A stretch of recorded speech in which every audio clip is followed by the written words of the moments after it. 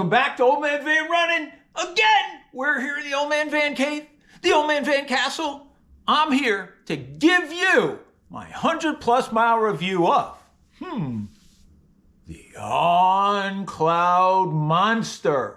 Whoa. This is a shoe that I think you're going to be surprised how it's worked out for Old Man Van. So as you probably know, the On Cloudmonster is not a stability shoe, and Old Man Van is a stability runner. This is a neutral training shoe. So why is Old Man Van reviewing this shoe? Why is Old Man Van running in this shoe? Why is Old Man Van run over 100 miles in this shoe? Because the On Cloudmonster was said to have inherent stability. And Old Man Van is always willing to try any type of shoe that might work for him. So before we get into the details, a couple of things. Please hit the thumbs up button, and hey, leave comments. Constructive comments, positive comments. Comments help the algorithm and help Old Man Van continue to build this channel. And hey, if you liked it, make sure, if you haven't already, that you subscribe to the Old Man Van Running channel. And please hit that notification bell so you'll get notified when more videos are posted. As for the On Cloudmonster, if you want the detailed review, all the specs and all those things, please go to my initial first impressions review. You can click on a card at the end of the video, and I'll also put a link down in the description. So let's get started. Okay, let's give you the update on the On Cloudmonster. So far, Old Man Van has run 126.07 miles in this shoe. As you know, this is a neutral shoe, and Old Man Van is a stability runner. Well, right off the bat, I'm going to tell you that this shoe has performed better than I expected. What do I mean by that? It's stable enough for Old Man Van to run in. It's stable enough for Old Man Van to run in, hey, pretty much a couple of days a week with no issues. It's a really good job making a shoe that's neutral, that also has some inherent stability, but you save weight, you save all those intrusive kind of things like medial posts. You don't have anything like that. It just works. Now, is it the most stable shoe out there? No. If you need a lot of support, if you have very, very bad pronation, this might not work for you, but for mild to moderate pronators, this shoe works well. You know, it's got that wide base there. That helps give it some stability. It also has like a nylon plate in there or whatever. That gives you some stability. It just feels very well planted. I don't have any excessive rolling in with this shoe. Another thing that helps with that is the rocker here. You kind of get a rocker sensation through. Instead of having kind of like a flat last there where you really have to use your foot to push off, it kind of rolls you through. It kind of keeps your foot in line. Now, what about the cushion on this shoe? Well, the cushion's pretty good. I wouldn't say it's max cushion, but I wouldn't say it's too firm either. If you recall from my previous review, my first impressions review, I felt that this shoe had a little bit of spring to it. I could feel the CloudTech pods kind of compressing and then rebounding. I still feel that after 126+ miles. It has the same feeling it had when I first wore it, and I really like it.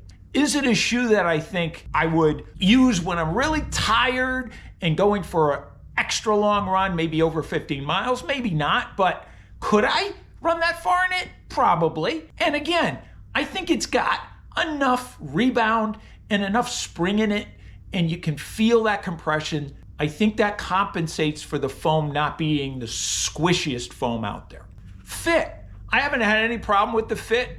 It's as good as it was when I first put it on. I would say, however, that the lacing pattern here isn't the easiest to get a good lockdown on. I mentioned that in my original review. It's the same now, but you know, I've got used to it and I'm able to get a good enough lockdown. There's plenty of room in the forefoot. This is a medium width or a width D.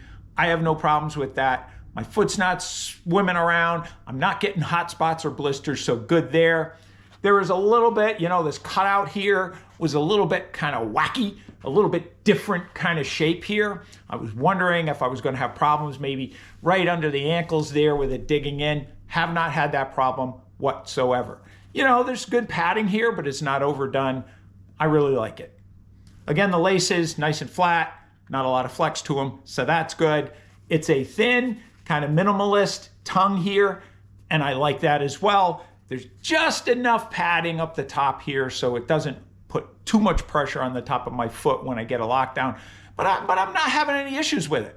Now, something that I read in some of the reviews online was related to the overlays and the upper maybe not being that durable. You know, in some cases, people had these overlays like the On start peeling off right away. I haven't had any of that in 126 miles, so that's not a problem, at least for me. So all in all, a very comfortable upper. It's still comfortable, no issues there whatsoever. It's breathable. I'm very happy with it. The only thing I would say I still really don't like is that lacing pattern, but I've been able to manage with it. Now going to that midsole, you know, it's that Cloud Tech pods, and you've got the Helium foam here. Again, you just heard me say it's got spring to it. It's got some spring to it. It's not overly soft, but you know what? It all works. It works with that rocker. It works with the compression and the rebound of those Cloud Tech pods. So I think it's a really good middle ground for a cushioned daily trainer. Now, looking at that outsole and with these Cloud Tech pods, you see you got the cutout here with that little plate. You know, some concern there. You might get rocks stuck in there. I haven't taken this shoe on trail, so I can't really say how that would work.